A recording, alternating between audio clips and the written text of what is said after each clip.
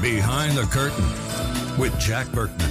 Welcome to another edition of Behind the Curtain. Remember, I'm not a talk show host. I'm not a reporter. I'm not a TV guy at all. I'm a lobbyist. I walk the halls of Congress 6 days a week, sometimes 7, when they're in and they're busy. I'm at the happy hours, the K Street bars, the restaurants, the galas, getting you information that you can't get anywhere else. You won't see it on MSNBC, CNN, Fox, or anywhere. What a show we have. I'll be explaining this week's events to you, all the chaos surrounding me and the special counsel. We'll be explaining our position, and we'll clarify a lot of things. Stay tuned for that. We'll be talking all about the bomber in Squirrel Hill, the Squirrel Hill section of Pittsburgh, Pennsylvania. I grew up 2 miles from there, if you can believe that. So this madman certainly hits home. I grew up about 2 miles from where that synagogue is located. Then we'll be talking about the 14th Amendment and the citizenship and birth certificate issues that Obama and Trump dealt with a few years ago. We have an expert to tell you this is all in the news again, as you know. But first up, John Mueller joins us, senior fellow at Cato Institute and the Woody Hayes Senior Research Scientist with the Mershon Center for International Security Studies at Ohio State. Where else if it's the Woody Hayes Center? John, welcome. Thank you. Nice to be here. I love it. Woody Hayes. Now, Woody Hayes is deceased, is he not? Yes, he's. I never met him. The Woody Hayes Center. That's. I guess Ohio State. What better name could there be? Okay, so this bomber. Now, this whole thing has been. Give me your overall take on the bomber situation. Then I'm going to get in and parse it. Which bomber situation are you talking about? Squirrel Hill, the Pittsburgh, the shooting in the synagogue. Okay, it wasn't a bombing; it was a shooting. Shooting, yeah, calling a bomber shooting. Well, sorry, that's I guess you can call it an act of terrorism. The guy was obviously motivated by political hate and so forth, there's lots of people like that out there, and they're impossible to catch all of them. So now, what I'm saying is, went ahead with it. What I'm hearing, obviously, he's anti-Semitic, doing it at a synagogue, killing Jews. Obviously, there's some very deep and terrible anti-Semitism. But beyond that, it appears this man was also concerned. This Robert Bauer, the shooter, was also concerned about this synagogue or other Jewish leaders in the area helping immigrants to come to the country, various groups that apparently he didn't like or some such. And that was also a motivating factor. Do we know anything about that? Not that I know of. All I've heard, of course, is just the preliminary information that's been coming out. He probably had a lot of axes to grind, and they all sort of came together in this single focus. It's not obvious, obviously, that your average synagogue would necessarily have a special connection to immigration, but maybe it did, and if so, maybe he picked it up or maybe he imagined it. What do you think maybe take us inside the mind of a guy like that? What leads him to go to a synagogue? I guess so just there's this flaming anti-Semitism. Maybe that was the synagogue he lived near. Do we know anything about that? Would he have lived near there? I wonder how one centers on a certain thing. How does one pick a target, I guess, if you're a crazy man? Yeah, well, I've looked at I haven't looked at this kind of hate crime, but I've looked at Islamist terrorists in the United States, and there tends to be sort of targets of opportunity. They happen to know where a military base is, or they happen to know where a recruiting station might be, or something like that. So they pick the targets sometimes with some degree of care, sometimes with a lot of whim. In general, they tend to pick targets that are fairly close. In other words, they're not willing to go long distances to do things for the most part. Because they're lazy, because these people they're lazy. In addition to all their other shortcomings, they're also lazy people. Is that accurate? Yeah, I think so. They take the shortcut. What happens in this is these guys are not professionals. In other words, they've never done this before. They're amateurs. In other words, they're not like a street criminal, for example, who would know sort of where the cops are and pick up things. And if he doesn't pick them up on the street, he'll pick it up in jail. Other people, prisoners, would give him tips. But these guys are basically doing it for the first and, in almost all cases, the only time in their whole life. So they don't necessarily know what they're doing, and much of the time they're almost laughably incompetent. There's was one this case, guy, for example, obviously he had some measure of competence in that he killed 10 people, but what was incompetent about? Could he have executed the shooting more efficiently from a military standpoint, or what was incompetent? Tell us about the act. Well, I don't know. In this case, obviously, he killed a fairly large number of people. He achieved, sort of perfect surprise, it appears. Very often what happens, however, is that people who are contemplating terrorism not only advertise what they're going to do on Facebook or on Twitter and then get picked up by the FBI, but basically don't have a clue about how to pull it off. Many of them don't even know how to shoot a gun, much less create a And bomb. You have found that among Islamic terrorists in the United States, that's true. Is that correct? Yes, and it's probably true fairly generally. It's certainly true in the amateur sense. This guy, I don't think there's any record he ever tried anything like this before. And if he did, he'd presumably not be in a position to do it again because he had been arrested or killed. So that's pretty common in these basically in the cases in the Western world. If you're doing it in the context of a war like in Iraq or something, then you basically are more or less an insurgent. You're part of a military force. But these guys are mostly loners or near loners. Let me ask you this. So let me ask you this. How was he stopped? Do we know so police arrived at the scene. They obviously shot him. Could this have been much worse? Did police respond in an efficient way? It looks like it. There have been cases where the police have responded very defensively and inefficiently. So that, for example, the tragedy in the Pulse nightclub in Orlando, Florida, seems to have been at least partly due to police inability to really move in. I understand a couple of police were wounded in this, which suggests they're willing to take a chance, and they to a degree they paid for it by at least getting wounded, and in other cases the police have been rather reticent to come in, and that allowed in the case of the Pulse nightclub bombing or shooting a lot. He killed 49 people, and I imagine this guy obviously had far more people he could have killed, and he had the gun, and if he hadn't been stopped, he could have committed far more damage. There was no defense against it, going against completely defenseless people. John, let me ask you this: as a professor, are you struck by the way the media has handled this? I remember the day after the New York Times ran a banner headline: "Pro-Trump guy basically does mass shooting." Were you struck by that? I thought that was of all the headlines that the New York Times has run, all the bias over the many decades, I thought that was the worst example of media bias I have ever seen, calling Robert Bauer, labeling him pro-Trump on the cover of the New York Times. Yeah, of course it's true. He was, but nonetheless, it may make that the lead is really very questionable, and it's not too surprising. That kind of bias and that kind of, to a degree, I was so struck by that. Well, to a degree, it plays to the people who are reading the newspaper. That's what they want to hear. And newspapers and the media in general are very attuned to clickbait. And the Times and certainly the Washington Post and so forth are extremely good newspapers in general. Nonetheless, they succumb to bias. I kind of agree with you on that. I know the people at the Post. I mean, I disagree with a lot of my conservative friends. The Post does have standards. It is a pretty good paper. It's just it can't contain the bias at the top. So you have good reporters there, but if the bias comes down, Times is a little worse, but similar. The bias comes down. A lot of these reporters, even if they're liberals, they push back against it, but the bias is coming down from the top. And it can cripple the organization.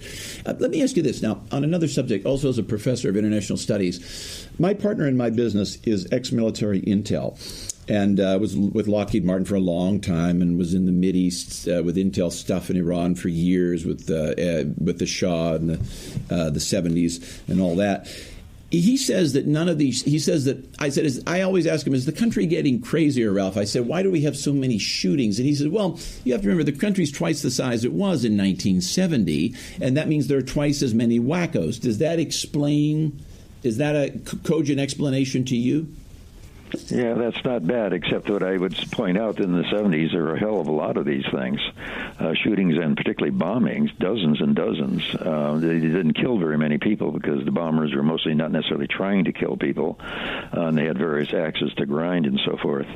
So what's actually fairly impressive is that since 9/11, there's been remarkably, by any kind of terrorist, right-wing, left-wing, Islamist, whatever, there's been remarkably few bombings, setting off of bombs. These guys don't even know how to put them together, even though their counterpart terrorists back in the 60s and particularly in the 70s were fairly good at setting off bombs, or with the Irish Republican Army, for example.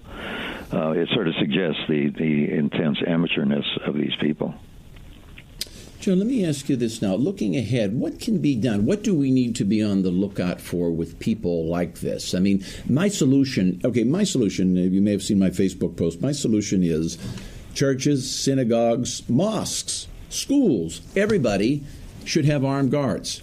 Now, does this synagogue in Squirrel Hill, Pennsylvania, does it need an armed guard? Is that a solution?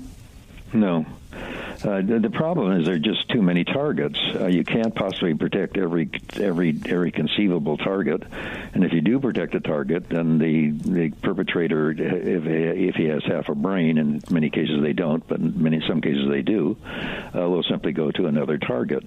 They'll shoot up a restaurant, as in Paris, for example.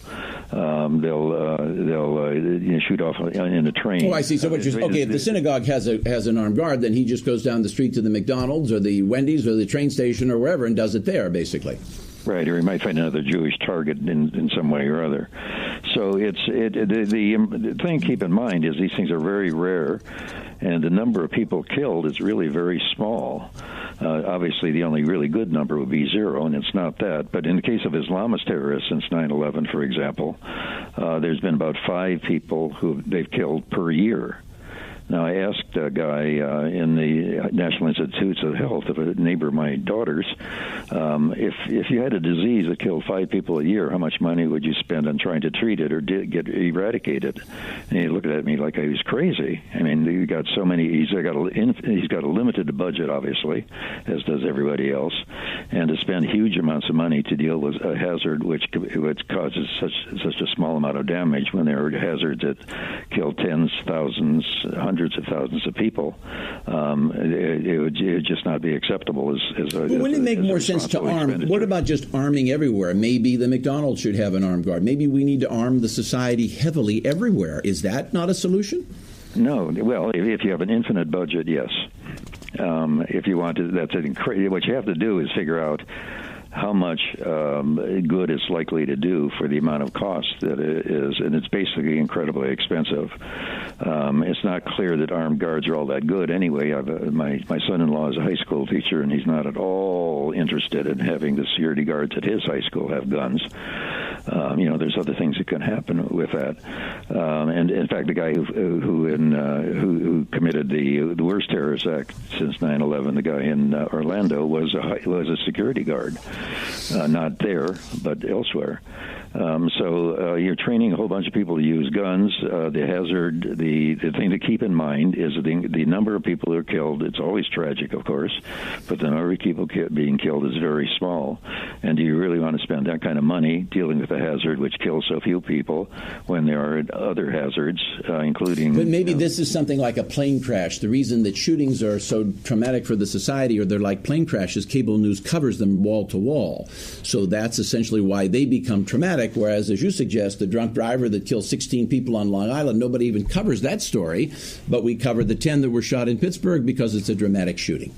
Yes. As far as I can see, we've looked at this, my co-author and I have looked at this quite extensively.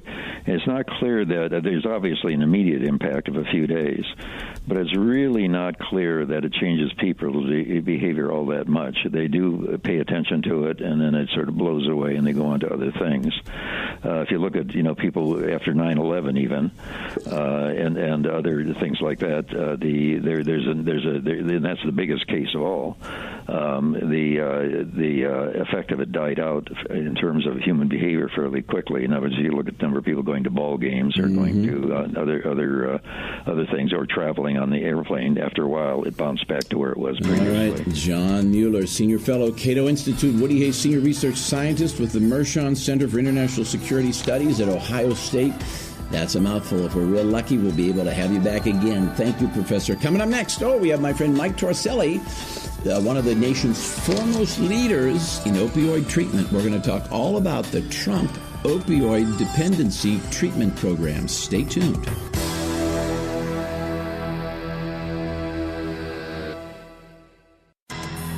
All the stories and controversies that no one talks about, but everyone should know about. Some people without brains do an awful lot of talking. Behind the Curtain with Jack Berkman. Welcome back. Remember, if you want to take it behind the curtain, you call us, 703-795-5364, 703-795-5364. Operators standing by. Same number if you know anything about the Seth Rich murder mystery. On either count, taking your emails also at jackberkman2016 at gmail.com, jackberkman2016 at gmail. Reach out to us. Joining us now, Amy Swearer, hope I pronounced that right, legal policy analyst at the Meese Center for Legal and Judicial Studies at the Heritage Foundation. Amy, welcome. Thank you so much for having me. Is Ed Meese still living? I ask a question. Is Ed Meese alive? Yes, he is. How old is Ed? Doing great, smart as a whip.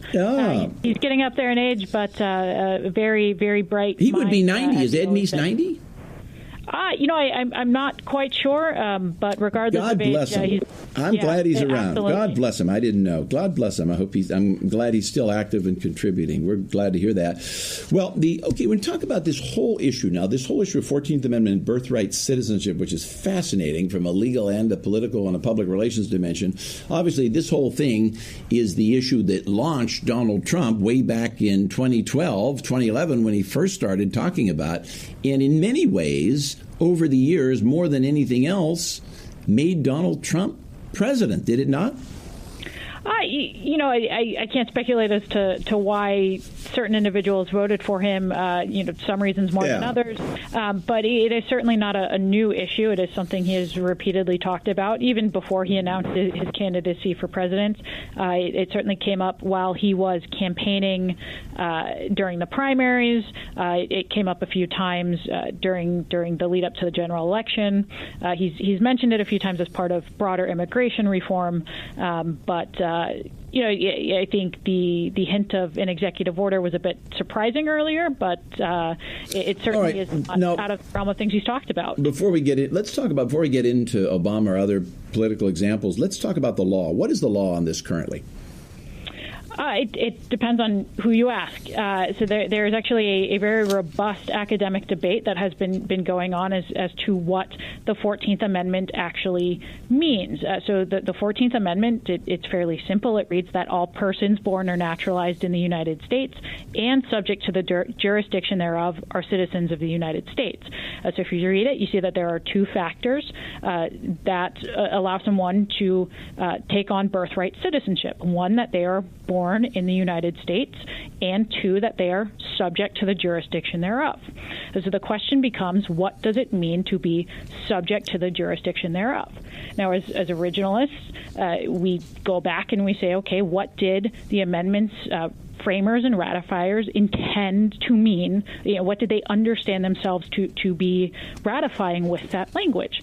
And it's quite clear from an originalist standpoint that based on the legislative history at the time, they intended to give citizenship only to those who owed their allegiance entirely to the United States and were subject to a complete jurisdiction. And primarily in that case, they were focusing on the newly freed slaves who, under Dred Scott, had been told, you are not citizens. So this was a direct response to give citizenship to the newly freed slaves, while also excluding people who did not owe their allegiance to the United States, but who were instead subject to a foreign power or only temporarily present in the country.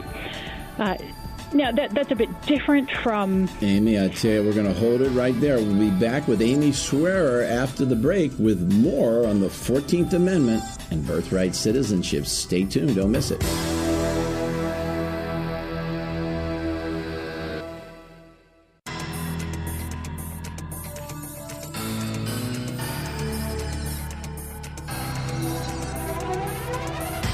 universe where everything is depicted as a Washington Post political cartoon. Behind the Curtain with Jack Berkman. Welcome back. Continuing along now with Amy Swearer, legal policy analyst at the Meese Center for Legal and Judicial Studies at Heritage. Remember, though, if you want to take it behind the curtain, you call us 703-795-5364. Operators standing by Monday through Friday, 7 a.m. to 7 p.m. Saturday, 10 a.m. to 5 p.m. All times Eastern Standard Time. Same number, same email. Email, you know it, jackberkman2016 at Gmail. jackberkman2016 at Gmail. We're coming into the 20th century. Never the 21st. If you know anything about the Seth Rich murder mystery, we need to hear from you on that as well. Continue now with Amy. Okay, Amy, so I cut you off. Continue. Sure. It's clear that the 14th Amendment's framers intended to give citizenship only to people who owed allegiance to the United States. That subject to the jurisdiction thereof to them meant subject to a complete jurisdiction and would exclude people who were subject to foreign powers, such as temporarily present foreigners or illegal aliens. That being said, a lot of people will point to a case called United States v. Wong Kim Ark, which is really the last time the Supreme Court spoke on this, and they will say, oh, well, the Supreme Court determined that that's not what it is, that anybody who is born in the United States is a U.S. citizen. What they're missing there is that holding was very, very narrow and very specific. So it dealt with the U.S.-born child of foreign nationals who were legally present and permanently residing in the U.S. And that was the extent of the court's decision. So, right, let's talk about what Trump is doing. Okay, you've laid the framework brilliantly well. Okay, Trump now imposes an executive order over all of this. What does it do? So that's what nobody knows. So he actually has not issued an executive order at this time. So we don't know yet. We don't know what they're drafting. It's in the draft. We don't know what they're doing. Right, and so it's very hard to speculate. Without what do you think? What's your gut tell you? My guess is, again, pure speculation, that any executive order would be something to the effect of how the executive agencies are going to be directed to enforce the law with respect to perhaps issuing passports or Social Security numbers, and that essentially it would, again, speculative, say something to the effect of we are only going to issue those to people whose citizenship status is clear under the law, which, again, the last time the Supreme Court spoke on this, they only held it to... Okay, so it helps the Trump deportation/immigration policy. It fits in with all that, what they want to do. Now, what types of people, let's break this down at a practical level, what types of people might be unclear in today's world? Let's talk about that. Who's unclear, and how would such an executive order, assuming that's what he issues, you're probably right, how would that help him to deport? Right. So basically, where it would be unclear is the U.S.-born children of foreign nationals who are either in the country illegally or who are only here on a temporary basis. So for tourists or for student visas, non-resident aliens. See, I was always, maybe this is a misnomer, but I always, in law school, I took away, and I'd never studied this issue, this part of the 14th Amendment, but I always took away that if you're born in the United States for any reason, you become an American citizen. If you're born on American soil, you have U.S. citizenship. For any reason, but that's not necessarily true. Right. So again, there has been no clarification from Congress. There has been no clarification from the Supreme Court. What it has been is the executive branch has essentially developed this doctrine of that is how we are going to treat individuals for purposes of deportation, for purposes of passports, Social Security numbers, and citizen benefits. But it really is not case law. It is not clarified by Congress. It has been an executive branch decision, and in this case would remain an executive branch decision to interpret the law in that regard. How big could this be? Give us a sense. A couple of minutes remaining here. Give us a sense of the scope of this. Let's assume Trump does what you say in the form of an executive order. What could this be a game changer politically in terms of deportation? Could this give him the right to go out and deport thousands more people, hundreds of thousands more people? Is that what this could be? Well, again, it would all depend on what an executive order would purport to do, my guess is it would be forward-looking, so focusing on the fact that from here on out, we are not going to issue passports or Social Security numbers to the U.S.-born children of illegal aliens or temporary residents. And so really it would be a forward-looking thing, not necessarily going back and determining who was born here in the past. So again, it's just so hard because we don't have that executive order. What that would do, we know that there are approximately 200 to 300,000 U.S.-born children to illegal aliens in the country every year, and so it would essentially stop those individuals from being treated as United States citizens. Do you think if the Supreme Court rules again briefly, and I guess it's a conservative court changing, it's fluid and changing, if this court had, with Kavanaugh on it, if it had to rule on this issue, how do you think it would rule? Again, it's just so hard because it would depend entirely upon what that executive order says, what it purports to do. But on the question of if you're born on American soil, you automatically are a U.S. citizen, do you think the court would hold that? I don't know. I would say that from an originalist standpoint, that is the clear indication of what the framers intended, is that there were certain people who did not owe allegiance to the United States and were not subject to its jurisdiction as citizens. So I would say it is clearly what an originalist would do looking at this, whether or not you can have 5 justices. Amy Swearer, I wish we could go on forever. Legal policy analyst at the Mies Center at the Heritage Institute. Thank you, Amy. If we're real lucky, we'll be able to have you back again. Brilliant analysis coming up next. We'll be talking all about the Donald's opioid treatment policy. Stay tuned.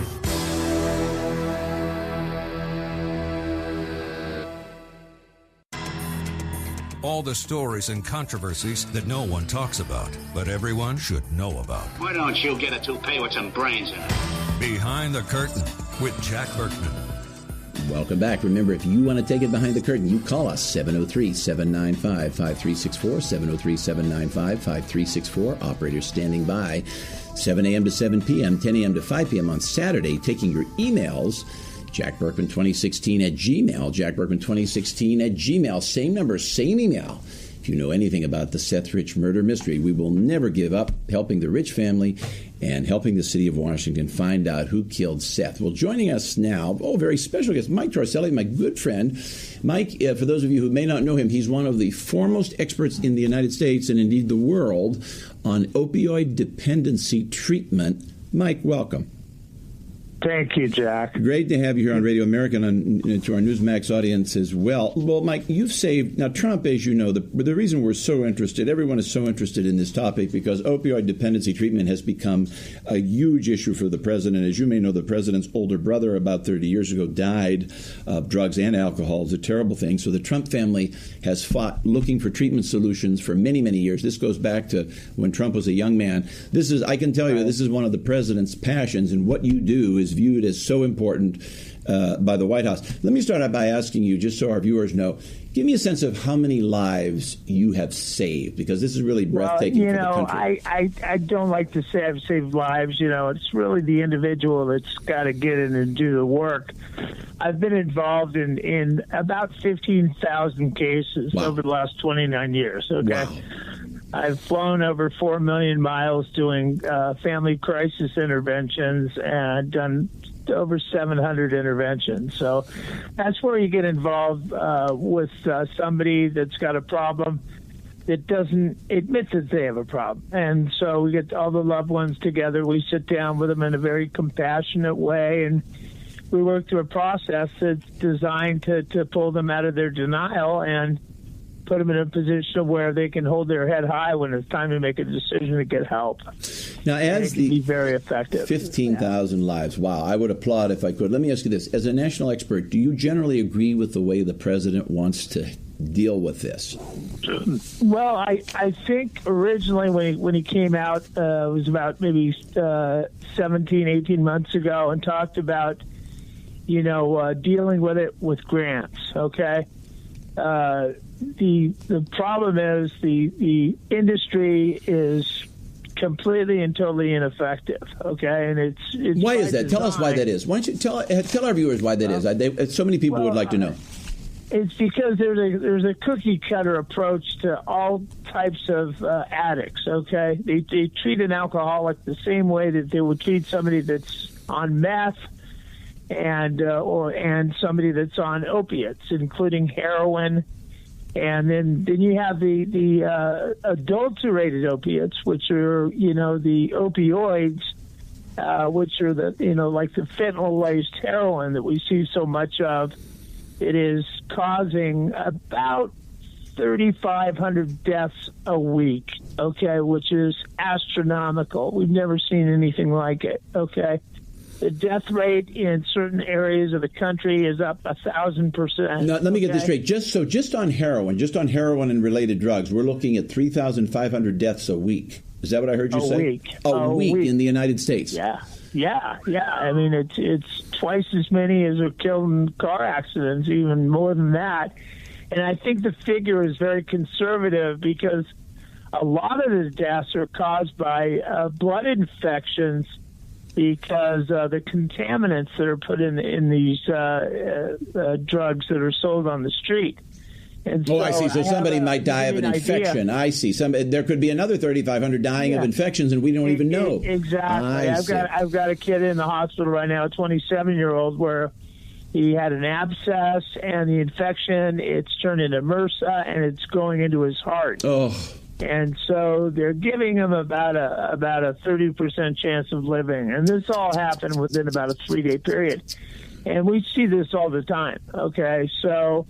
It's not just the first of all, fentanyl is such a powerful drug, and the difference between heroin and fentanyl is that fentanyl is made by scientists in a laboratory. It is what we call a synthetic opiate, okay? Whereas heroin comes from the opium poppy, and it's actually a lot healthier for you than the adulterated versions. This whole mess started with the advent of OxyContin. You might remember back in the late 90s when there was a pharmaceutical company called Purdue Pharma. Yeah, I do remember. Came out with this drug OxyContin, which was supposed to be the best possible painkiller when it came to people with HIV or people that were dying or losing limbs or dying from cancer or had level 10 pain levels, okay? What happened was the doctors got a hold of this and that's when the pill mills started, okay?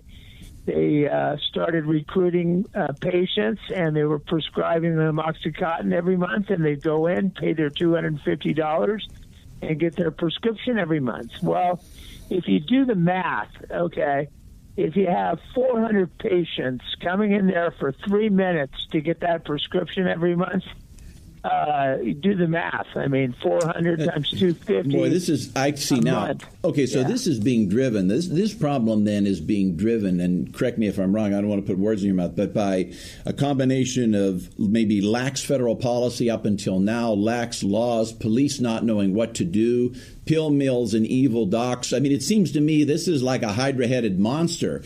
We've got this is a complicated problem. Right. It's no simple solution. There's a number of different problems that need to be addressed.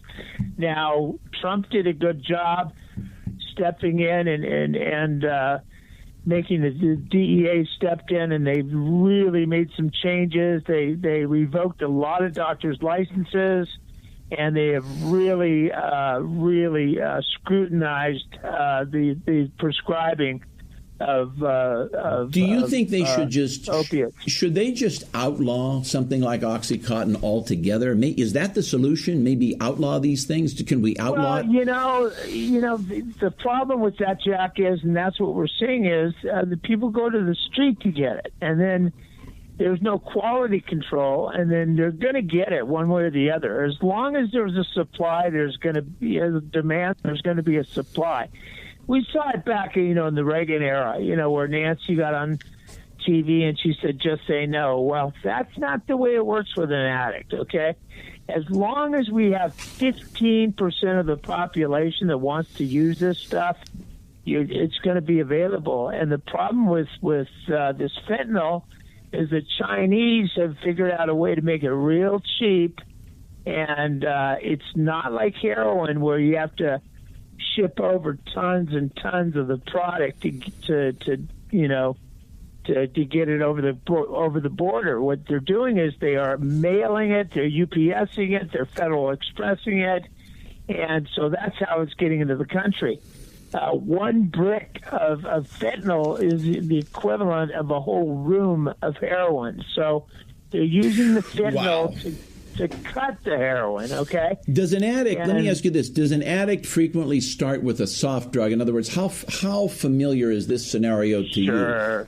Somebody goes to the dentist and gets a Vicodin, and then all of a sudden it's Oxycontin, and then it's Percocet. Absolutely. Is that how it works? Absolutely. I mean, we can even go back further than that. They say that marijuana isn't a gateway drug, but I can tell you, I've been doing this 29 years. It sure the hell is. It's going to happen, but especially, with the pain medications. If you have a flavor for them, and they say 15%, and I've got my degree in statistics. Okay. 15% of the population addicted, will become addicted, has the predisposition to become an addict. Okay, so the problem with the fentanyl laced or the adulterated opiates is that they are like taking a sledgehammer to the receptor cells in your brain. So there's an entirely different treatment plan that's needed other than treating something like alcohol or heroin, because it affects so detrimentally the brain that it takes 3 times as long for the feel-good chemicals to start working again. Okay, so as an expert, you lay out the problem very well. Now, let's just talk about potential solutions across the board. So in your mind, the law enforcement stuff, harder law enforcement, outlawing, more police, all that stuff, I don't want to put words in your mouth, but that doesn't really work, according to you, too well, because people buy it from the pushers in the street, right? Yeah, it's not going to do anything at all. I mean, the wall is a great idea, but you know what? They'll find other ways of getting it in. It's a very small percent, comes across the border there. Like I said, the fentanyl is being shipped in, and it's coming in, across the Canadian border for the most part when they carry it in. But it's being mailed in is the deal. It's very hard to detect, and you can't check every package that comes across. There's no, reliable way to know if fentanyl is being shipped. And these guys are real slick. This Mexican mafia, let me tell you, this is a $1 trillion business, and they know what the hell they're doing. And they know how to get it in here, and they know how to distribute it, okay?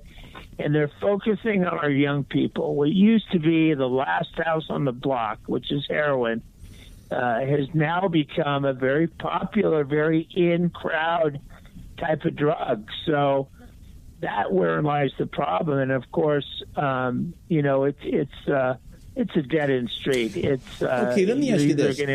You may know this. Homeland Security now spends about 3/4 of its budget fighting the Mexican drug war, basically, or more. Yeah. Now, is that so? That's basically a complete waste of time because A, it's not effective. B, even if you could shut it off from there, it comes from other places. All of this has become a joke. Yeah, exactly.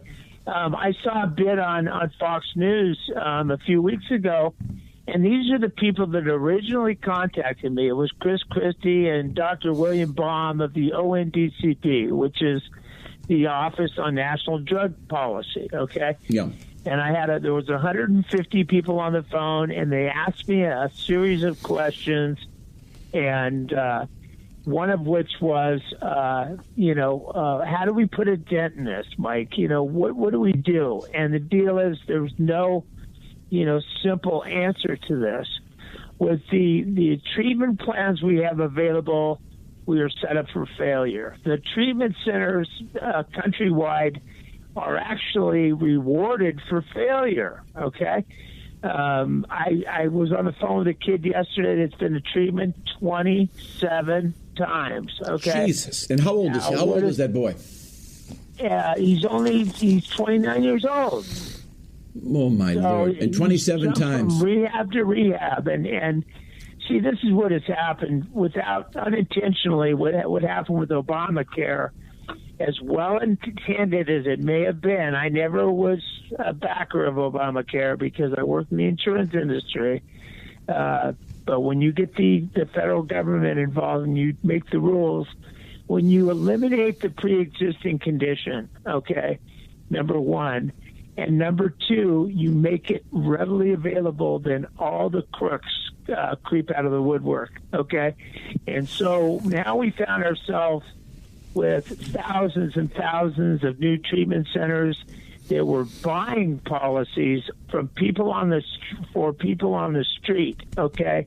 They could make $20,000, $30,000, $40,000 Jesus by putting this person in treatment, and then they would pay the individual to go into treatment. Jesus. They call it body brokering. Well, and I've heard these stories where they will go and get literally homeless people off the street and pay them to jump on the wagon, and then they bring them in. It's exactly right. It's horrible. They put them in a hotel room, shoot them full of heroin, and then put them in treatment and get paid $5,000-$6,000 a head. These people are almost like murderers. I mean, They are. There's no question. I've reported, probably 30 of them over the last few years. 11 of them have been indicted here in the last few months. But the thing is, it's just going to put a small dent in it. Now, we have another problem now, and that is the insurance companies have flexed their muscles, okay? And as of January 1st, 2018, they cut all the chemical dependency benefits out of all the exchange and Obamacare policies. So they no longer cover treatment for chemical dependency. So that whole idea, they came out of the gate with really strong benefits. Obama made a promise to HealthNet. Don't worry, you're going to make a profit because all these young people are going to buy these policies and yada, yada, yada. Well, we know it didn't turn out that way, okay?